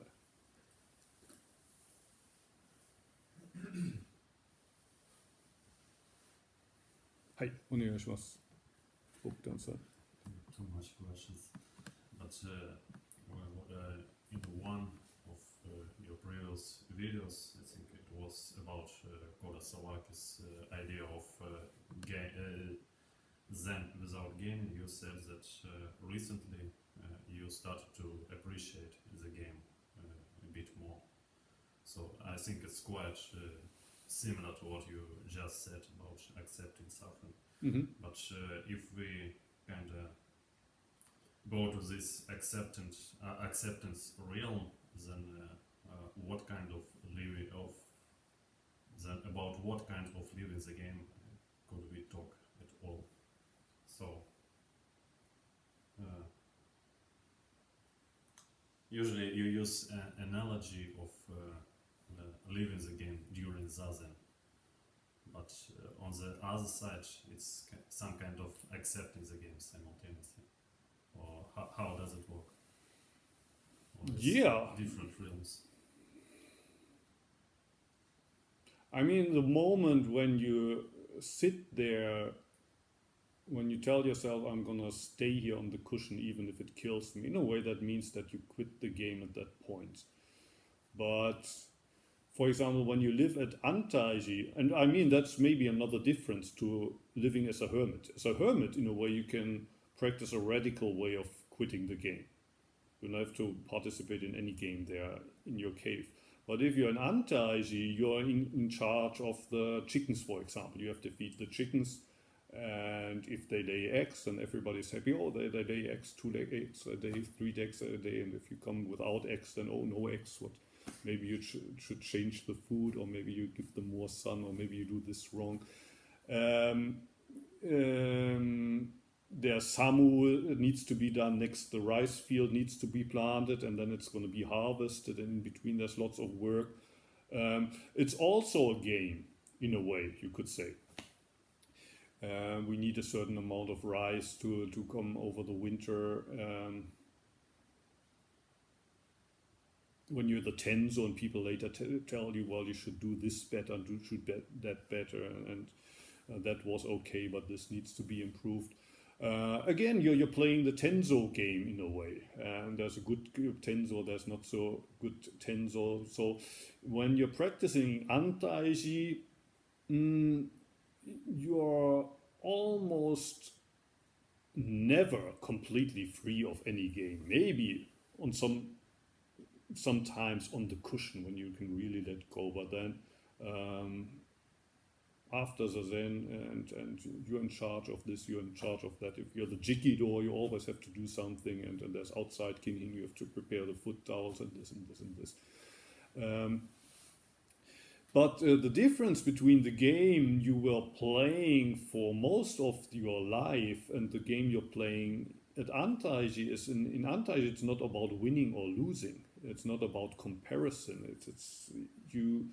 Even if you're the best tenzo and you're working twice as hard as all the others and you make no mistakes, you don't gain anything from that. Even if you try your best, if you get any feedback, usually it's some criticism. And when after a while you're in position of the senpai, so now you have to teach Clément or you have to teach Yushi, maybe you hate to teach them because, well, you have to invest your time and energy to teach them. And they hate it as well, to be taught by you, because they get your criticism and maybe they think they do it better than you. And then maybe even they tell you that you shouldn't tell them. So you have to play this game, because if you don't teach them, then Eko-san said, hey, they are your kohai, you have to teach them. So if you don't teach them, you get criticism from Eko-san. If you teach them, you never get a feedback from them. So you're always losing. So the special thing about the Antaiji game is you're always losing. But still, you have to do your best. There's no way to win this game, and if you would invest the same effort at doing a normal job in Kyrgyzstan or Moscow or anywhere, you would make a fairly good living probably. Or if you would, invest your intelligence and your brains and become a hacker on the internet, you could make a good amount of money. And in Antaiji, you use the same brains on how can I make the chickens lay more eggs. You get nothing, except that the tensor says, okay, fine, two eggs, I will use those. And if the next day you have only one, you get criticism again. Well, why? Yesterday you had two, and today it's one. So, in Antaiji, pretty right from the start, you play a different game. But Sawaki Roshi says this gain is illusion, losing is Satori. So it's a game where you can only lose. And you have to learn to enjoy this game too, where you can only lose, but still give your heart to the game. So just because you're always losing doesn't mean, okay, then I'm not interested in this game. It's not a solution. If you're in charge of the chicken, you have to give your heart to the chicken, even if there's not much to gain. If you have to teach Clément or Yushi, then you have to give your heart to it, even if you tell you that, please shut up, you're a pain in the ass. We know it better.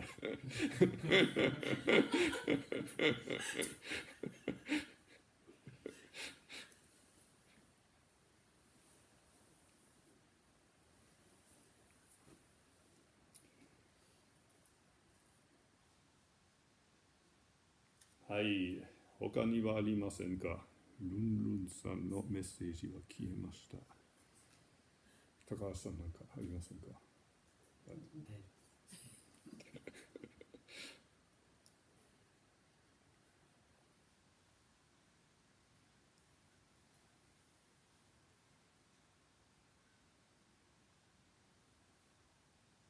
いませんか。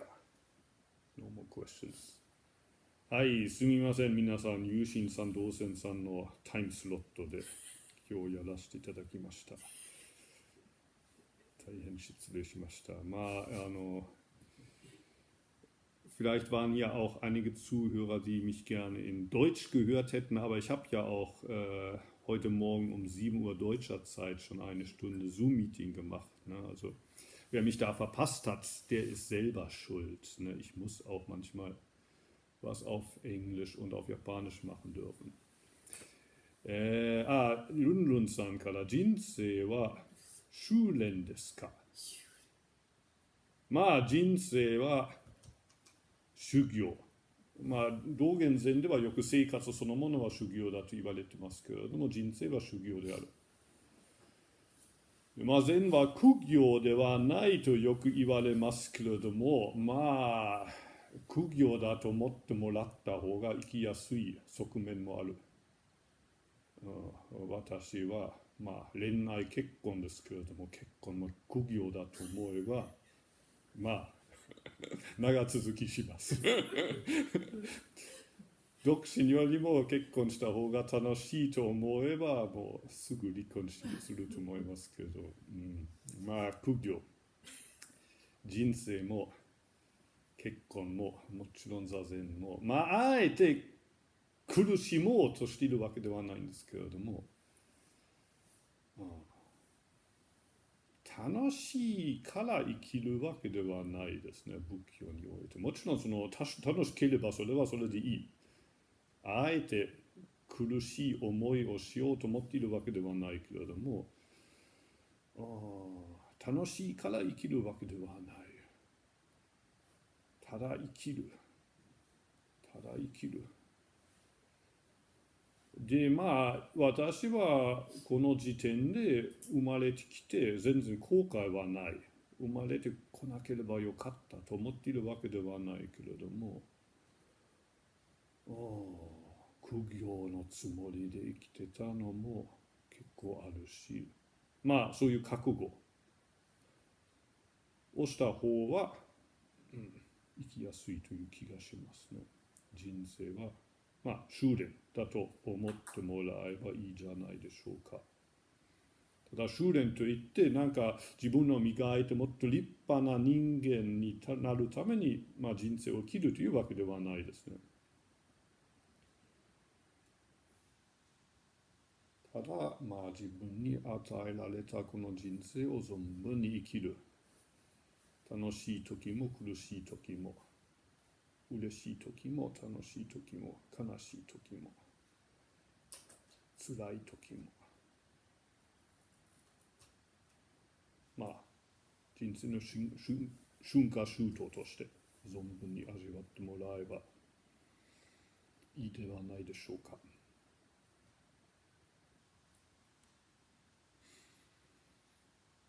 はい、ありがとうございます。皆さんの方からまた三内の皆さんからもご質問なければこれで終わらしたいと思います。明日は安泰寺は法産で、ライブ配信もありません。明後日は技術的な問題さえなければ1日から5日まで毎朝4時から6時まで2時間のみ配信となります。よかったら早起きしていただいて一緒に座ってください。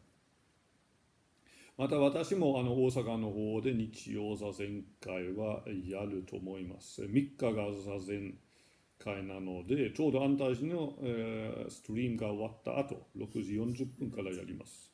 続けて。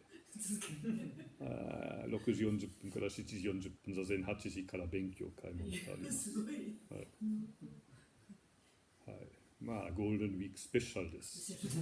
いつまでも続くわけではないので、この期間を使って大いに、一緒に座禅していただければと思います。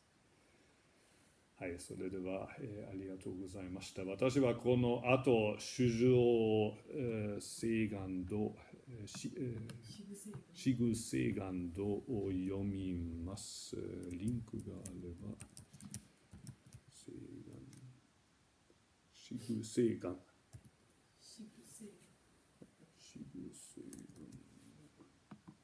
こにあります。今からリンクを貼ります。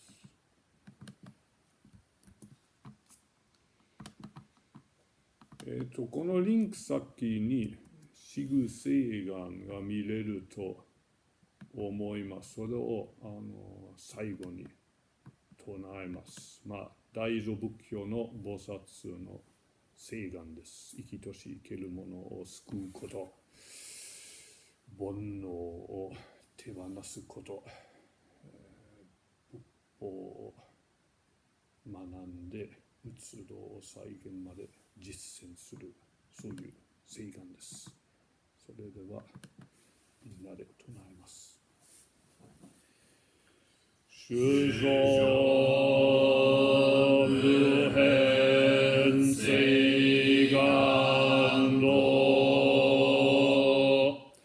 煩悩無尽誓願談、訪問無用誓願学、仏道無常誓願上、衆生無変誓願道、煩悩